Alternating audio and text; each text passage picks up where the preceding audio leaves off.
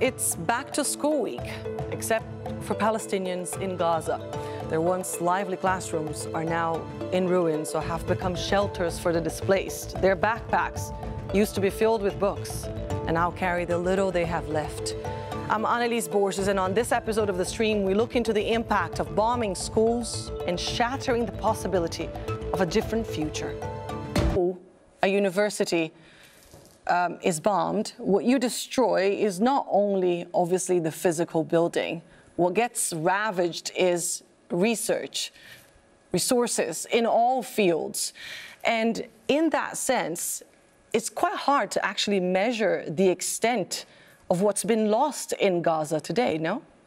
City. So all this communal aspect of the educational system is basically destroyed. There are so many levels to this story. Mohanad, the foundations of Palestinian society are being reduced to rubble.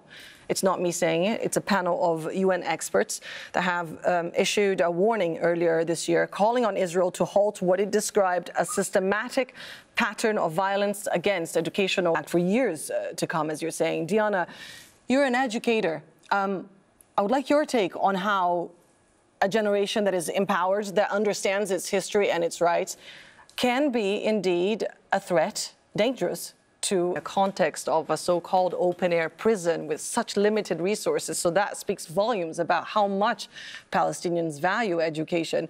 Samar, with regards, can you walk us through where the term comes from and what it actually means?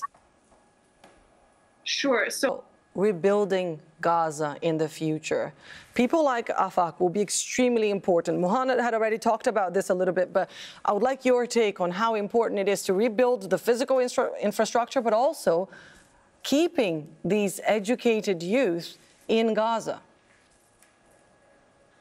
Yeah, I mean, absolutely. First, as wanting to be involved in the reconstruction phase after they've destroyed everything on the ground. And of course, we know what that means. It means a Western, colonial, liberal, capitalist. Your passion and the need to convey all these very important points. We're almost out of time. I would like to get Diana to tell us if there are projects that people can help.